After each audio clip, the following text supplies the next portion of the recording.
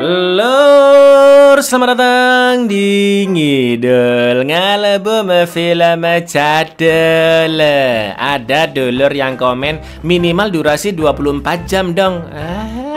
Makmu DPR joget 24 jam. Emang McD ya gulur? Balik mana yang ambil aku Icang dengan quotes hari ini. Ada sayang-sayangan tapi nggak jadian. Ada yang jadian tapi nggak sayang-sayangan. Begitulah dilema kehidupan.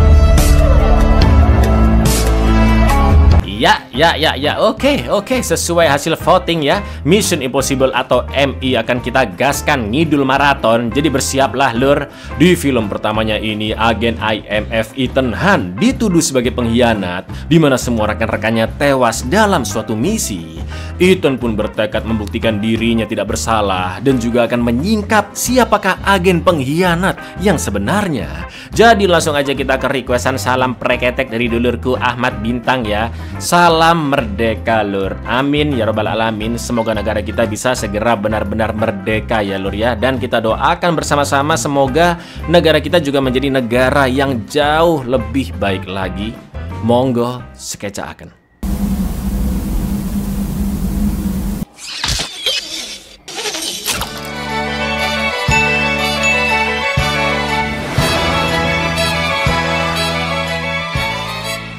Ethan Hunt adalah salah seorang agen rahasia dari unit intelijen elit yaitu IMF atau Impossible Mission Force yang bekerja di bawah pemerintah Amerika khusus menangani misi-misi rahasia yang biasanya cenderung mustahil untuk diselesaikan lembaga lain lur, sesuai namanya impossible ya kan. Maka dari itu para anggota IMF dibekali kemampuan di atas rata-rata agen rahasia pada umumnya dan juga memiliki alat-alat canggih dalam mendukung misi mereka. Contohnya seperti misi di awal film yaitu di Kiev, ibu kota Ukraina, di mana Ethan harus memakai topeng palsu yang benar-benar realistik dan menyamar menjadi orang lain demi memancing tawanan mereka agar berkata jujur. Dan inilah misi mustahil.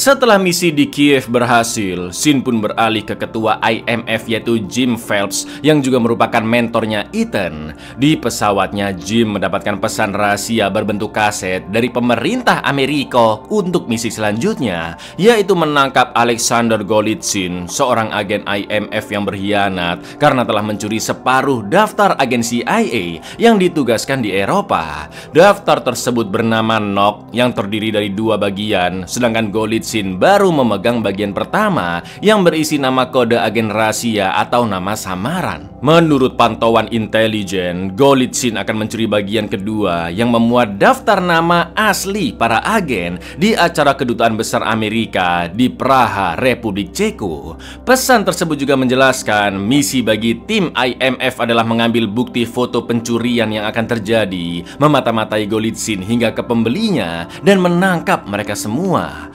Beberapa anggota IMF yang terpilih untuk misi tersebut diantaranya adalah Sarah Davis yang sudah menyamar di TKP, Jack Harmon sebagai hacker, Hannah Williams yang akan mengawasi area yang terindikasi akan terjadi pencurian, istri Jim yaitu Claire mengurus transportasi, dan Ethan Hunt sebagai pemimpin tim. Selain itu juga ada peringatan jika ada anggota IMF yang tertangkap atau terbunuh dalam misi, maka Menteri Luar Negeri akan menghapus misi tersebut seakan-akan tidak pernah terjadi apa-apa. Lalu seperti biasa, pesan rahasia itu pun akan hancur dalam 5 detik lur.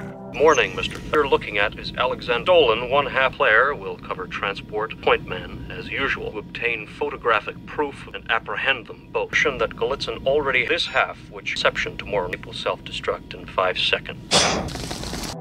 Setelah semua anggota berkumpul di markas, yaitu sebuah hotel di Praha, Jim pun menjelaskan seluruh detail misinya dan mulai membagi-bagi tugas, mulai dari Ethan yang akan menyamar dengan topengnya menjadi orang penting di kedubes saat pesta, Sarah yang datang sebagai narasumber dari Amerika, Hannah mengintai gerak-gerik Golitsyn dari jauh, Jack yang akan mengurus sistem keamanan di lift menuju ruang kendali, lalu Claire menunggu di mobil sambil mengawasi keadaan sekitar, sedangkan Jim tetap memantau dipantau dari markas. Namun jika misi gagal, maka semua anggota harus segera pergi menyelamatkan diri dan berkumpul kembali ke markas jam 4 pagi esok harinya. Setelah itu Jim juga mengingatkan jika daftar Knox sampai terungkap, maka seluruh agen CIA di Eropa akan menjadi sasaran empuk berbagai kelompok kriminal. Lalu mereka pun lanjut diskusi dan Jack memberikan dua alat canggih, yaitu kacamata dengan kamera yang langsung terhubung ke komputer Jack untuk semua anggota, dan seonggok bom berbentuk permen karet untuk Ethan yang akan meledak dalam 5 detik jika digumpalkan. Akan tetapi saat mereka sedang ngobrol-ngobrol santai, Jim sempat mengatakan jika dia juga sedang ditugaskan untuk merekrut agen IMF baru di Hotel Drake di Chicago. You're going into the embassy in character. Possible profile. Yeah. There's access through get out presence. If that list gets out into the open, they'll be executed. You mash them together. Lasagna, don't get any. Built right into the bridge. And then it transmits it back here. Ethan, Sarah, dan Hannah sudah berada di ruang pesta dan terus memperhatikan Golitsyn. Sedangkan Jack berada di dalam lorong lift yang menuju ruang rahasia dan semuanya dipantau oleh Jim dari markas agar Golitsyn dapat lebih terlihat di tengah para tamu. Secara diam-diam Sarah menyemprot kepala Golitsyn dengan cairan yang hanya bisa dilihat dengan kacamata buatan Jack. Setelah itu Ethan dan Sarah jalan menuju lift. Namun ketika Sarah memencet tombol lift, sidik jarinya belum terdeteksi di sistem keamanan gedung dan sempat dimintai tanda pengenal oleh para petugas. Namun untungnya tak butuh waktu lama bagi Jack untuk menyusupkan data Sarah ke dalam sistem keamanan, dan petugas pun mempersilahkan mereka untuk masuk ke lift.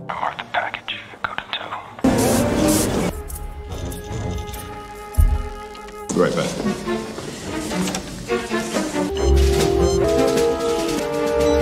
Fire. Heading to the Rolling to you. The box, Ethan. He's in the box. Open these doors. Setelah berhasil masuk ruang rahasia dan mengatur kacamata ke arah komputer agar nantinya dapat merekam Golitsyn yang mencuri daftar Knox, tapi tiba-tiba Golitsyn sudah masuk ke dalam lift dan akan turun menuju ruang rahasia. Karena Jack tidak mendapat akses untuk mengatur lift, dengan terpaksa Jim pun membuka pintu lift agar Ethan dan Sarah dapat keluar dari ruang rahasia dan sembunyi di bawah kotak lift. Golitsyn pun akhirnya masuk ruang rahasia dan mencuri daftar Knox ke disketnya yang terekam dengan jelas di kacamata. Lalu Ethan dan Sarah kabur lewat pintu darurat. Rencana selanjutnya mereka akan menunggu Golitsyn di dekat sana. Setelah itu mengikutinya hingga Golitsyn bertemu pembeli daftar Knox. Namun tiba-tiba kotak lift naik sendiri ke atas dan Jack maupun Jim gagal mendapat akses untuk menghentikan lift tersebut, lur. Lalu yang terjadi? He's got it.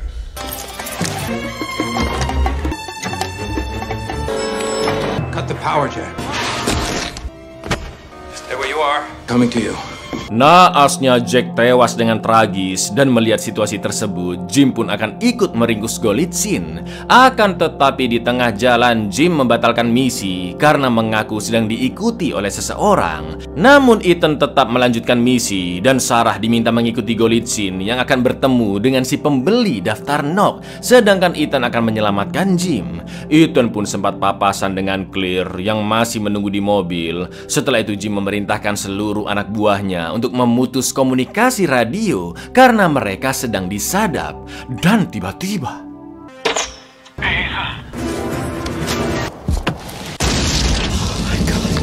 Sarah, abort. Repeat, abort.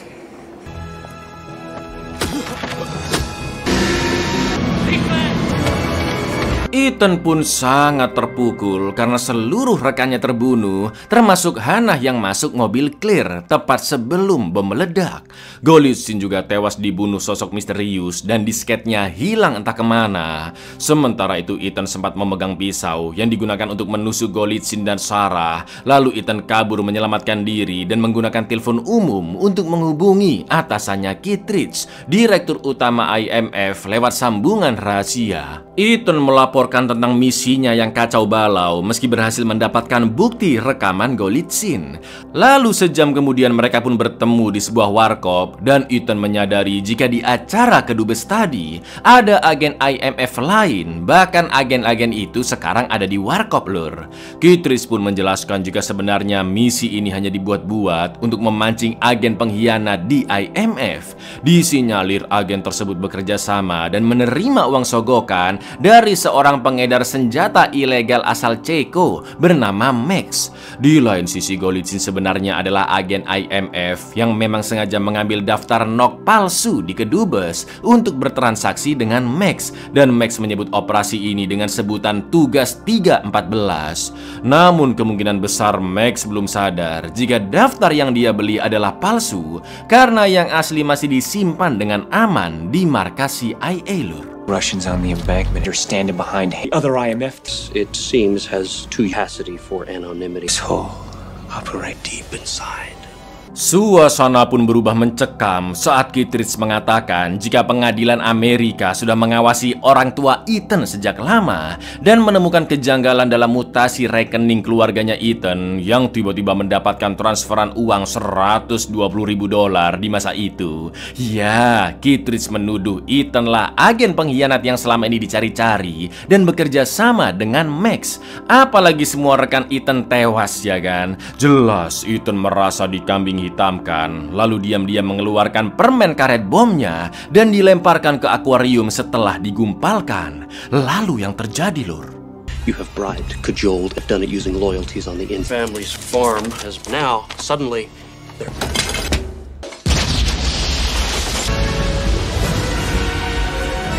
Ethan pun kabur ke hotel tempat markas Ethan dan timnya untuk mengambil pistol serta paspor, namun dia tidak menemukan uang simpanannya. Setelah itu Ethan menggunakan komputer Jim dan mencari info tentang Max. Namun setelah melihat Alkitab di rak buku, Ethan pun sadar jika maksud dari Tugas 314 adalah kitab Ayub atau kitab Job pasal ketiga ayat ke-14 lur.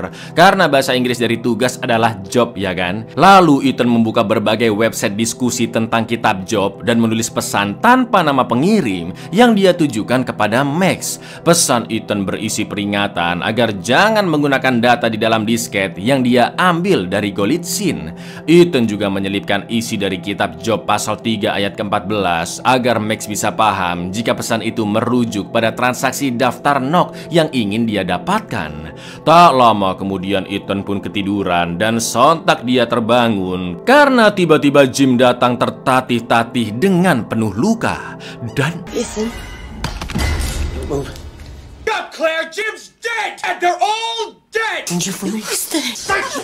No one sent me. Kittredge assumes I'm the mold in the employ of an arms dealer. ternyata Ethan hanya berhalusinasi dan yang sebenarnya datang adalah Claire. Untungnya dia berhasil selamat karena sebelum mobil meledak, Claire sudah OTW ke jembatan saat mendengar Jim yang mengaku sedang diikuti seseorang. Lalu Ethan pun menjelaskan situasinya yang dituduh sebagai pengkhianat oleh Kittredge dan Ethan berencana menyerahkan daftar NOC kepada Max agar bisa mengetahui siapakah pengkhianat sebenarnya yang menurut Ethan menggunakan nama Job lur.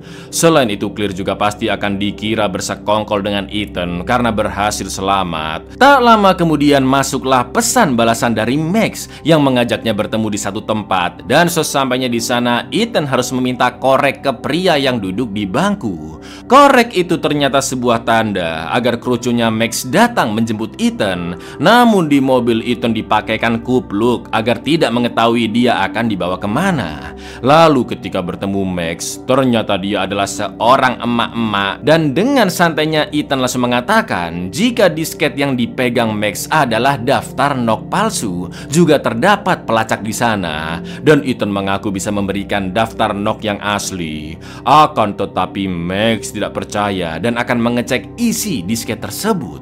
Lalu yang terjadi, So good for you, my friend. Let's say you've got about... Doesn't mean it's a signal, could you? Man's gone black, Barnes. That's personally important. You squeeze. Untungnya Max DKK berhasil kabur sambil membawa Ethan tepat sebelum Kittredge dan timnya datang. Sekarang Max mulai percaya dengan Ethan, bahkan dia meminta seluruh daftar NOC alias daftar lengkap agen rahasia di seluruh dunia.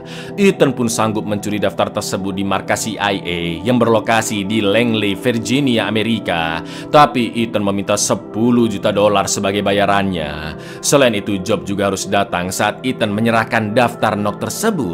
Dan Max pun menyetujui permintaan Ethan. Lalu sesampainya di hotel, Ethan menjelaskan ke Claire tentang hasil negosiasinya dengan Max. Dan Claire ingin membantu Ethan mendapatkan daftar NOC agar Claire dapat membalas dendam atas kematian suaminya Jim. Untuk menjalankan rencananya, Ethan pun merekrut beberapa agen IMF yang telah dipecat, yaitu seorang hacker bernama Luther dan pilot yaitu Franz. The entire list. 10 million. Your personal assurance. Was my husband. I want to get this son of... We're gonna need some help. Begitu mendengar penjelasan Ethan yang berencana mencuri daftar NOC di markas besar CIA, Franz pun agak ragu karena pengamanan di sana sangat amat ketat. Namun Franz tetap mengambil misi tersebut. Sedangkan Luther meminta alat-alat IT yang dibutuhkan untuk menghack dan akan menjadi hak miliknya. Luther juga akan ikut ke lokasi karena akses ke sistem harus dilakukan secara langsung di dekat sana. Setelah itu Ethan menjelaskan detailnya di mana terminal untuk mengakses daftar NOC terkurung dalam ruang baja dan karyawan yang masuk ke sana harus melewati sistem keamanan seperti sensor pengenalan suara, kode akses 6 angka, scan retina sampai kartu akses khusus lur. Sedangkan di dalam ruang bajanya juga terdapat sensor kepekaan suara, suhu, sensor tekanan di lantai, dan di atasnya dengan jarak 9,14 meter juga terdapat ventilasi udara yang dilengkapi jaringan laser. Dan pastinya akan langsung menyalakan alarm darurat jika salah satu sensor di ruang baja mendeteksi anomali. Bahkan setetes air saja sudah bisa terdeteksi lur. Tapi semua sensor itu akan mati ketika petugas resmi sedang bekerja di dalam ruang baja. Dan menurut Ethan, jalur yang paling aman hanyalah lewat ventilasi. Mendengar semua penjelasan itu, Luther dan Franz pun mulai jiper. Namun Ethan yakin misi itu akan berhasil dan dia baru akan membayar Luther serta Franz setelah Ethan menyerahkan daftar tersebut kepada Max dan mendapatkan $10 juta. In a black vault lockdown, pass through a series of security is guarded by a laser net. Lightest increase in weight above a whisper sets it off. Even the body heat trigger it if the You really think we can do it? We're going to do it. Ethan, Franz, dan Claire menyamar sebagai pemadam kebakaran ke dalam markas CIA. Sedangkan dari mobil pemadam, Luther mengacaukan sistem keamanan gedung agar mendeteksi kebakaran di salah satu ruangan. Lalu ketika OTW ke titik kebakaran, Claire pun menyelinap masuk ke dalam gudang dan berganti ke baju karyawati. Setelah itu dia pergi ke kantin dan diam-diam menuangkan obat tidur ke kopi petugas yang menjaga ruang baja, yaitu William. Sedangkan ketika Ethan dan Franz bersiap di salah satu ruangan, mereka pun melumpuhkan satu orang satpam. Akan tetapi Ethan sempat melihat pisau milik Franz yang bentuknya persis seperti pisau yang dia temukan di TKP pembunuhan Sarah dan Golitsyn lur. Di lain sisi, Kittredge mendapat info jika Ethan merekrut 2 agen IMF yang sudah dipecat. Namun Kittredge masih belum tahu apa rencana Ethan. Recruiting. Survival. Proactive. The other guy. Zero body count.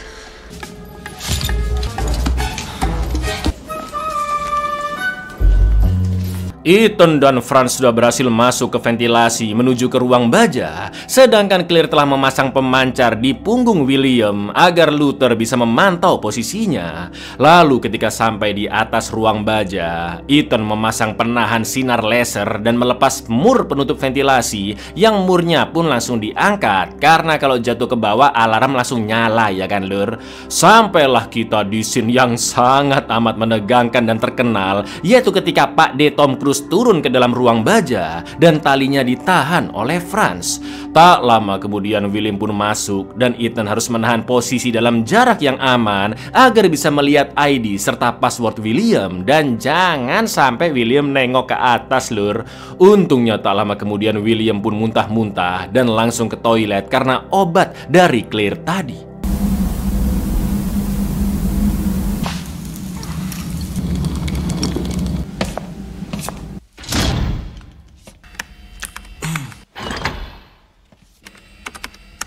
Holy Mother of God. Luther pun terkejut melihat Ethan yang mengambil daftar Knock. Lalu ketika data sedang dikopi ke disket, bisa-bisanya ada seonggok tikus yang berjalan mendekat ke arah Franz. Dan The vault.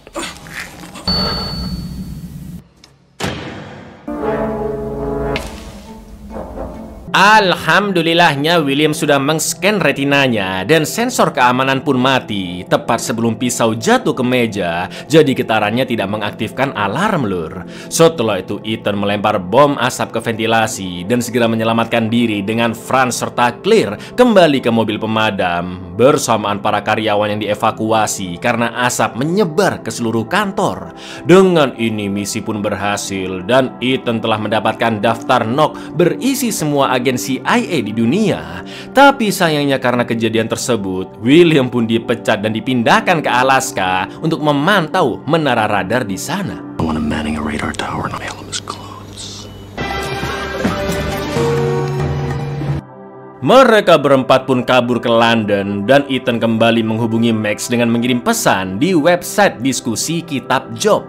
Namun ketika membuka Alkitab yang masih Ethan bawa dari lemari hotel di Praha, Ethan pun begitu terkejut melihat cap di belakang sampul yang ternyata Alkitab itu berasal dari Hotel Drake di Chicago, hotel yang sempat disebutkan di awal film oleh Jim, di mana dia akan merekrut anggota IMF yang baru.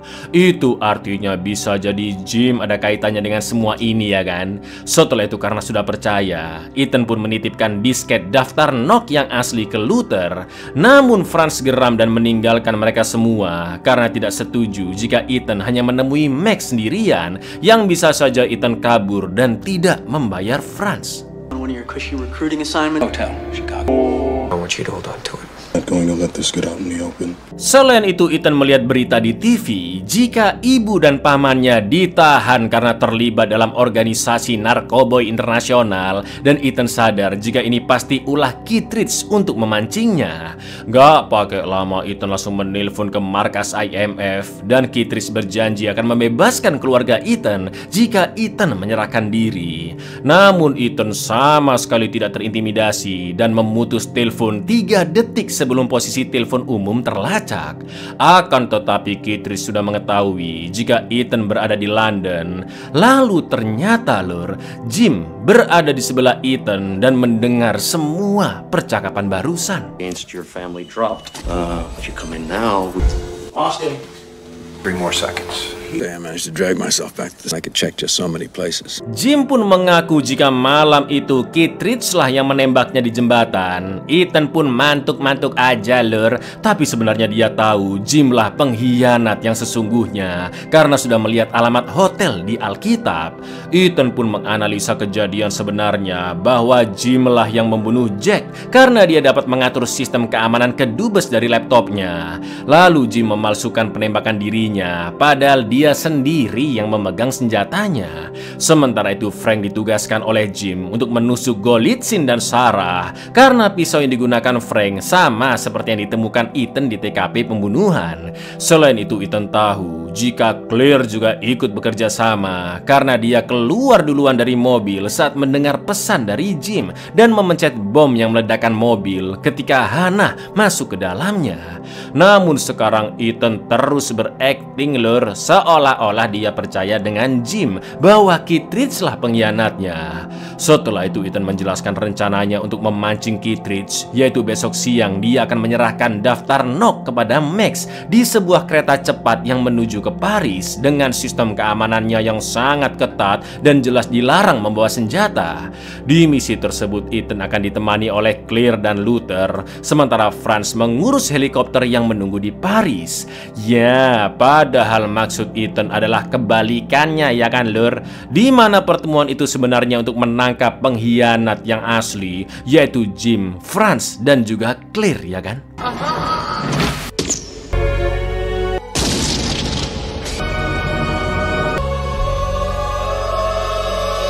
I saw who shot me.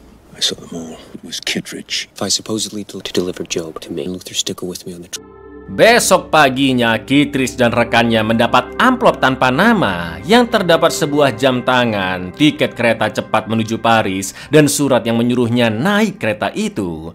Kittredge yang tahu surat itu pasti dari Ethan langsung OTW stasiun dan naik kereta tersebut. Lalu saat kereta sudah berangkat, Max pun mendapat telepon dari Ethan jika disketnya ada di bawah kursi Max. Setelah dicek dan isinya benar-benar sesuai yang dia inginkan, Max pun langsung memberitai lokasi koper silvernya yang berisi kupon cek $10 juta di gerbong bagasi berikut kode kopernya. Max juga berjanji Job pasti akan menemui Ethan setelah uangnya nanti diambil. Akan tetapi Lur, Max kesulitan mengirim daftar tersebut via internet karena sinyalnya dikacaukan oleh Luther yang berada di dekatnya. Namun Luther mulai panik dan ngumpet di toilet saat melihat Kittredge masuk ke dalam gerbongnya. Sementara itu Claire mengabarkan Ethan jika Kittredge sudah ada di kereta dan Ethan meminta Claire bertemu di gerbong bagasi. Di lain sisi kita melihat seorang pria bermantel coklat yang sedang menyiapkan pistolnya di kereta dan Max pun menghubunginya agar segera ke gerbong bagasi karena Ethan akan mengambil uangnya di sana. Mission 314. He'll find you. What's the problem? In the baggage car. The baggage car. I'll meet you there. We take the money. Ethan takes the blame. Is it such a good idea to kill him? Kittredge is here. Of course, sorry to hear you say that. Pria bermantel coklat itu adalah Ethan yang menyamar menjadi Jim. Dan Ethan juga sudah tahu Jim memakai nama samaran Job. Ternyata rencana Claire bersama Jim adalah membunuh Ethan di kereta tersebut, juga mengambil uang $10 juta dari Max. Namun tiba-tiba Jim yang asli pun muncul menodong Ethan, dan tanpa perlawanan Ethan pun menyerahkan kupon cek $10 juta dari Max kepada Claire. Namun Jim sangat terkejut saat Ethan memakai kacamata, Lur. Ya, betul, itu adalah kacamata kamera yang tersambung langsung dengan jam tangan yang diberikan Ethan ke Kittredge. Dengan mata kepalanya sendiri, Kittredge melihat Jim yang masih hidup serta mendengar semua percakapan tadi. Mampus, ya kan? Sekarang penyamaran Jim sudah benar-benar terbongkar. Segala upaya konspirasinya benar-benar hancur. Dan yang terjadi, Lur, Mr. Phelps.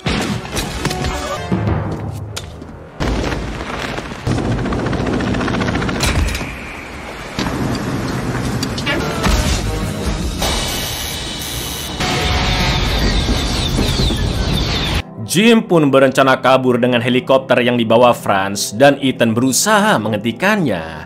Situasi begitu menegangkan karena tali dari heli disangkutkan Ethan ke gerbong belakang kereta dan harus masuk ke terowongan. Untungnya Ethan bisa menghindari kereta dari lawan arah, namun Jim berhasil lompat ke heli. Di lain sisi, Franz akan mengoyak tubuh Ethan dengan baling-baling helinya. Namun baling-baling itu justru terbentur terowongan, dan saat ada kesempatan Ethan pun nekat lompat ke heli, Lur. Sampai akhirnya